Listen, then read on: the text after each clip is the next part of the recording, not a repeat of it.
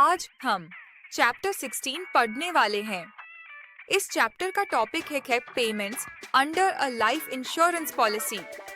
इस चैप्टर में हम पॉलिसी पेआउट्स के डिफरेंट टाइप समझेंगे, क्लेम सेटलमेंट के रूल्स और कंडीशन समझेंगे, नॉमिनी और असाइनी के पेमेंट प्रायोरिटी रूल्स भी समझेंगे। ये चैप्टर एग्जाम के लिए काफी इम्पोर्टेंट है। सबसे पहले डेथ क्लेम को समझते हैं। डेथ क्लेम तब पे होता है जब लाइफ अश्योर्ड की डेथ हो जाती है। इस सिचुएशन में सम अश्योर्ड पे किया जाता है। अगर पॉलिसी पार्टिसिपेटिंग हो तो बोनस भी ऐड किया जा सकता है। क्लेम सेटलमेंट पॉलिसी कंडीशंस के सब्जेक्ट होता है और प्रूफ ऑफ डेथ प्रोवाइड करना जरूरी होता है। अब मैच्योरिटी क्लेम को समझते हैं। मैच्योरिटी क्लेम तब पे होता है जब policy holder policy term complete होने तक सरवाइव करता है। इस केस में सम अश्योर्ड पे किया जाता है और अक्रूड बोनस भी इंक्लूड हो सकता है।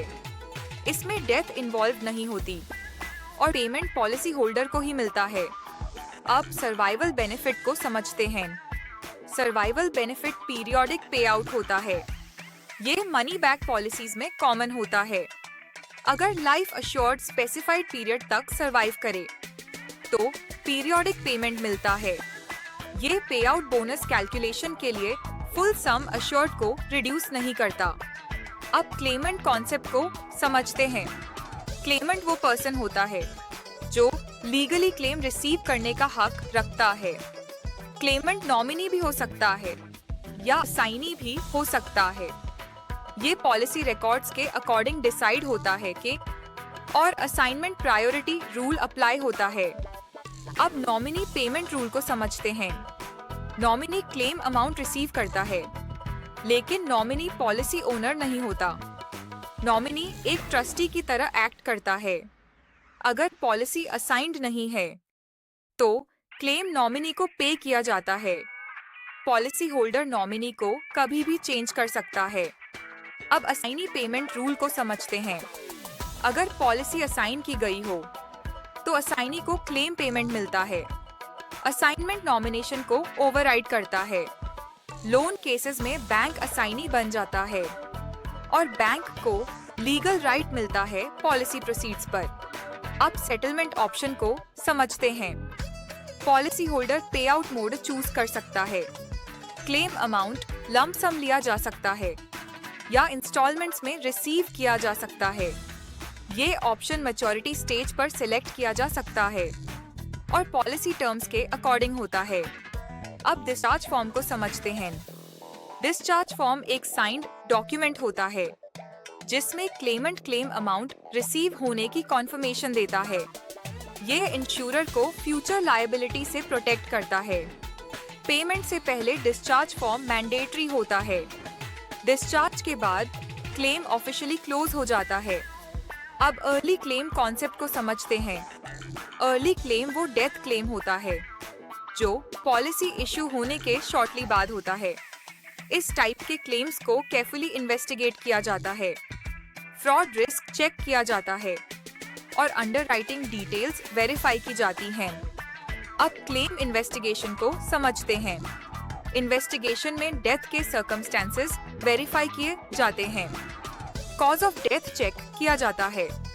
मटेरियल फैक्ट्स डिस्क्लोजर भी वेरीफाई किया जाता है। इन्वेस्टिगेशन प्रोसेस क्लेम सेटलमेंट को डिले कर सकता है, लेकिन इसका पर्पस जेन्युइन क्लेम्स इंश्योर करना होता है। अब रिप्यूडिएशन कॉन्सेप्ट को समझते हैं। रिप्यूडिएशन का मतलब होता है क्लेम रिजेक्ट करना। ये तब होता है जब पॉलिसी कंडीशंस ब्रीच हो जाए या फ्रॉड डिटेक्ट हो। क्लेम रिजेक्शन लीगली जस्टिफाइड होना चाहिए और इंश्योरर को रिटन कम्युनिकेशन देना होता है। कस्टमर ग्रीवेंस रिड्रेसल सिस्टम का यूज कर सकता है। अब एक्स ग्रेशिया पेमेंट को समझते हैं। X gratia payment humanitarian grounds पर किया जाता है। इस सिचुएशन में इंश्योरर लीगल लायबिलिटी एक्सेप्ट नहीं करता। ये पेमेंट प्योरली डिस्क्रेशनरी होता है और कॉन्ट्रैक्ट का पार्ट नहीं होता। अब अनक्लेम्ड अमाउंट कॉन्सेप्ट को समझते हैं। कभी क्लेम अमाउंट बेनिफिशियरी कलेक्ट नहीं करता तो वो अनक्लेम्ड अमाउंट बन जाता है। ये अमाउंट इंश्योरर के पास होल्ड किया जाता है। रेगुलेशंस के अकॉर्डिंग इंटरेस्ट भी पे किया जाता है और ये इंफॉर्मेशन रेगुलेटर को रिपोर्ट की जाती है। अब चैप्टर का क्विक समरी देखते हैं। क्लेम सेटलमेंट में करेक्ट क्लेमेंट आइडेंटिफाई करना जरूरी होता है। असाइनमेंट नॉमिनेशन से ज्यादा प्रायोरिटी रखता है। अर्ली क्लेम्स को केयरफुली इन्वेस्टिगेट किया जाता है और एग्जाम में क्लेम सेटलमेंट लॉजिक पर बेस्ड क्वेश्चंस काफी कॉमन होते हैं। इसके साथ चैप्टर 16 कंप्लीट होता है।